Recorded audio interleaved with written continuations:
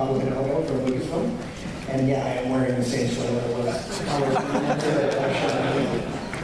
Yeah, so I'm going to ask Lucasfilm to come here and bring you up to speed of what's happening with Star Wars Rebels. We are now about a year away from the series debut. It's going to debut on Disney Channel as an hour-long special before a movie going to Disney XD as a half-hour show. We're about a year away. When that video was done earlier this year, that was pretty much the start. So we're kind of at this interesting halfway point. We got a lot of work done, but we still have a lot more to go. So I kind of just want to set some expectations here, if you can kind of hold them in. I can't wait to see that trailer for Rebels with finished footage, sound, and everything. We're not there yet. We are going to show you some cool stuff. There's some great art and some video coming up, but we're only just kicking off the animation process. In fact, Dave Filoni left earlier this week to go to Asia to work with our overseas animation studio to make sure that they understand what we intend with the visuals, with the look, with the feel, and the tone of Rebels. So he's off doing that. Brett Wiseman is writing scripts. He's working with a team of writers to develop scripts as well. Simon Kinberg wrote the premiere, and he's consulting on the rest of the script. Basically, everyone is super busy on it, and apparently I'm the only one with free time to come here to New York Comic Con to talk about it. But they did want to pass on some words of greetings. So we do have video greetings from two of our executive producers. If we can play that, that'd be great. Our Rebel line is made up of Greg Weisman and Simon Kinberg. This is the strength that Lucasfilm is building to ensure the future of the Star Wars franchise. One thing, really. And what's been talked about already. So the first debut really was that video that we showed earlier, which was in May. And then coming July, Rebels got its first real spotlight at Star Wars Celebration Europe in Essen, Germany. Who here went to that convention? Woo! That's great. All right, well, this is going to be, I'm not going to redo that presentation. I promise there's new stuff coming up. I did want to get a recap of those two there. One of the key things that there's Dave Filoni talking to Warp Davis, who's the host of the stage where they presented Rebels. One of the key things that Dave wanted to impress upon the audience was the importance of one man whose work just continues to inspire us to this day, and that's Ralph McQuarrie. And he was the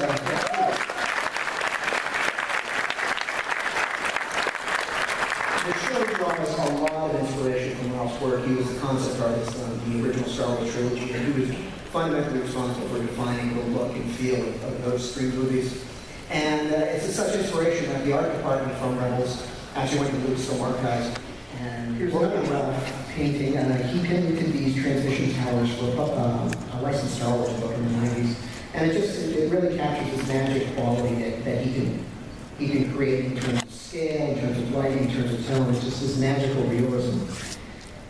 Fast forward to now, this is a piece of concept art from Rebels, and you can see that we've taken that design directly and are creating it for the show.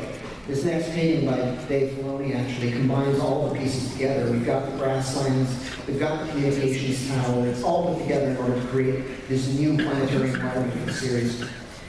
Another big piece of news to come out of Celebration Europe was the unveiling of what is the principal starship in Star Wars Rebels. We call it the Ghost. And it's the main ship that our good guys travel around in. It's a lot like the Millennium Falcon. It's a light freighter. It's may not look like much, but it's got word counts, it's got a few surprises, and so on and so on. So we'll get to see that in action. And much like a lot of things in Star Wars, it draws inspiration from this tactile, real-world history that we always look at. So like the cockpit and the nose turret bubble is very much inspired by the look of a B-17 World War II. I guess on the defensive here, running away from Imperials. So that was more or less what was said at Celebration Europe. And today, though, I guess we need to set the galactic stage a little bit. And in doing so, I get to debunk a rumor, which is always kind of fun. The series takes place about 14 years after the events of Episode 3, Revenge of the Sith. And that was when Chancellor Palpatine declared himself the leader of the first galactic empire. As we all remember, that was met with thunderous applause. And that's something to keep in mind. For most of what's now the former Republic, The Empire was a welcome change from the chaos of the Clone Wars and the uncertainty of the Separatist crisis that preceded that for like 10 years beforehand. So people wanted stability and security, no matter the cost. Especially for many of the inner system worlds, the worlds closer to Coruscant, the Empire inspired fervent patriotism compared to the disillusionment of the decline of the Republic. So one of the principal objectives of an empire, well, any empire, but especially one ruled by a guy who screams out unlimited power, is expansion. The empire wants to grow, it wants more territory, and it does this by pushing out into the unruly outer ring territories where the Republic never really had much of a say. I mean, the empire wants order, and that's where most of the disorder is in the galaxy, so it's going to fly a flag there, it's going to make a presence.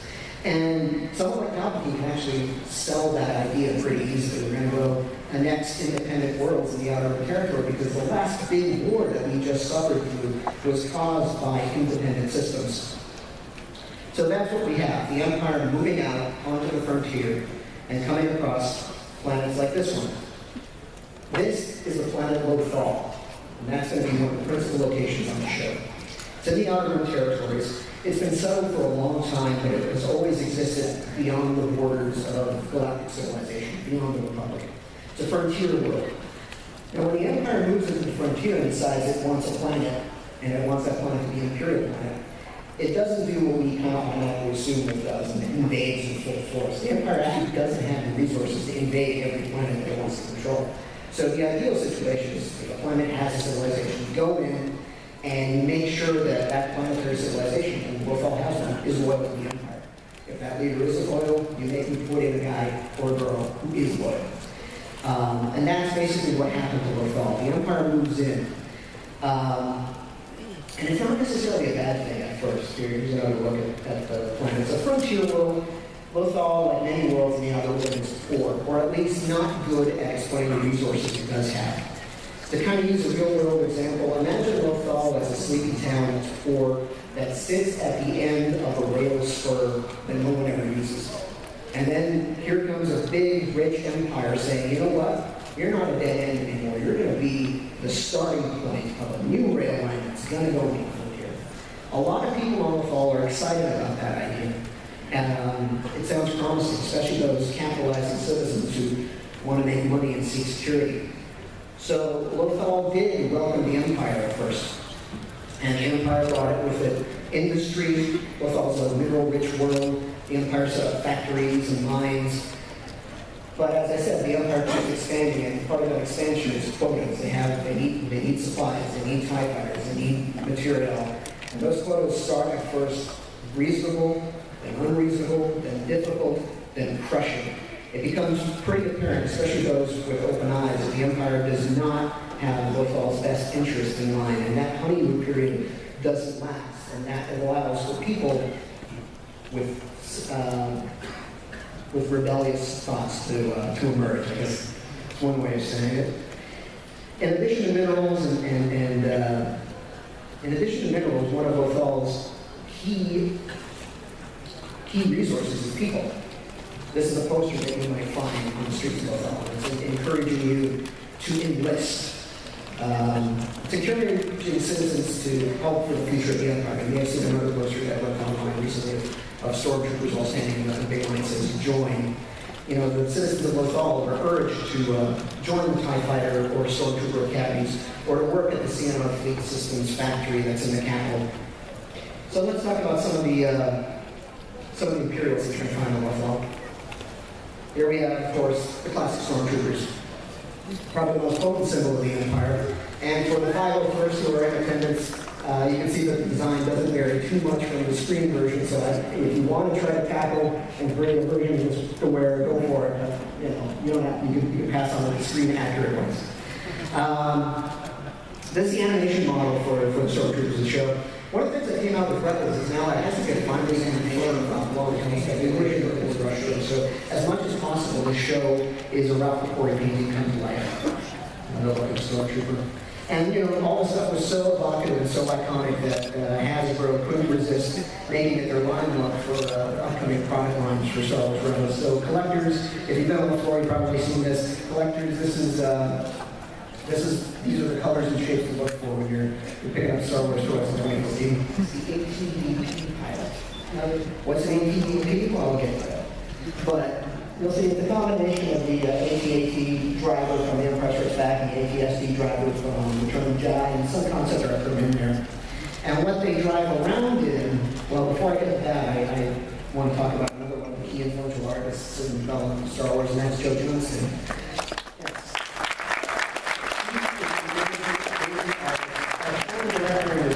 Director Rocketeer, Captain America, making a lot of those in that series.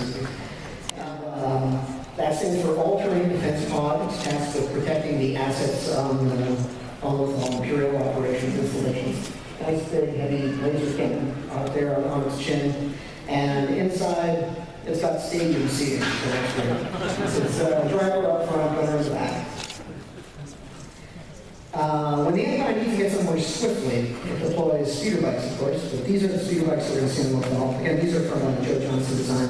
The interesting thing about this is it's actually a telescope and design the forks and the steering bays. You kind of telescope into the body, so the whole thing kind of compresses for easy stowage, I guess. Now, when it comes to, well, we need to transport a squad of troopers or bring a bunch of prisoners in over land. What vehicle do you use for that? Sometimes the old designs are the best, and we've got a video to highlight that one. So we could play that.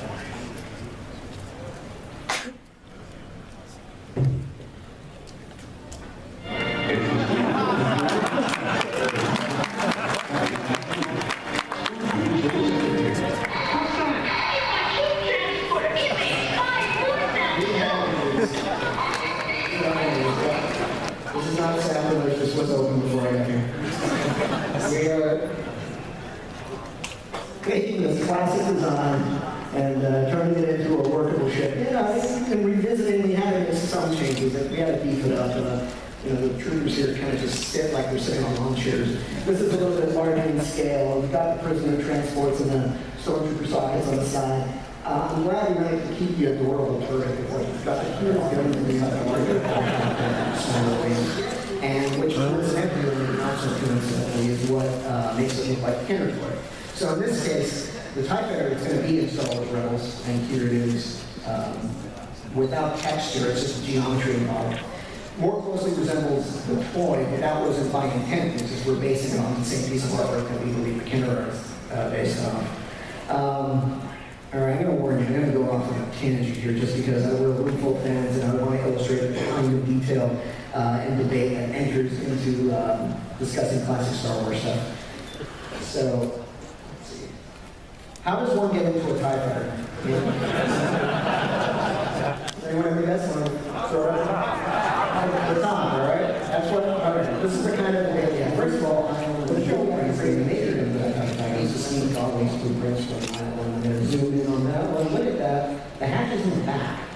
You go in and out of the TIE Fighter from the back of it. And if you look at the set, they did some attempt to support that. There's a hexagonal window behind the TIE Fighter right there. That corresponds to something like that chain. It's called the Gazanti freighter inside that's what it's named is anyway. And it's one of the few ships from episode 1 that really has an original trilogy aesthetic. It has, I'm going to use some modeling terms here, it has scribe planes, which is like flat areas of the model with lines on it, which in the old days would have been done just like carving exactly that. And it has like a sandwich filter as well. It's got reading racks, so it has a definite functionality. And any Star Wars fan worth his salt will play with TIE Fighter. It's a short-range ship, doesn't have hyperdrives, so it needs a ship like this. Here's the belly, and you can see the docking tubes underneath, which is yet another case for needing a TIE Fighter pilot to go in and out from the top of the ship. Otherwise, this design just works. And so that's the thing of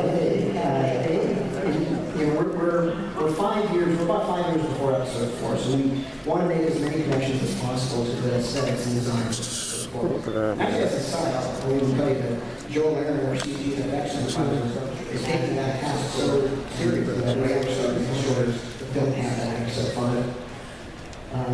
Interesting thing about creating a CG ship on a show like Rebels is that, in the original trilogy, when they made the Star Destroyer, the first Star Destroyer was about 3 feet long, the second one was 6 feet long. The Millennium Falcon, the original, was one Star Destroyers, and they're all the same size, and then you set up the camera accordingly. So that's an example of that. These aren't necessarily scenes that are in Rebels, but it's taking the Ghost model and showing the scale of the Star Destroyer. And that allows the artists to get into the amount of detail required to really sell the scale of the Jesus. This is the original model I was telling you about from episode 4. It's actually without all the compression effects. If you look at the images, they're really nice and smooth. And that's basically what the Rebels ship is going to emulate. It's got nice smooth curves with the engines, but it also has the top of the conning tower. And that's probably the site that all the heroes are happy to get the Star Destroyer flying away from them. So that's good news there. All right, we're going to bring the house lights up now, and I'm happy to attempt to answer any question you have.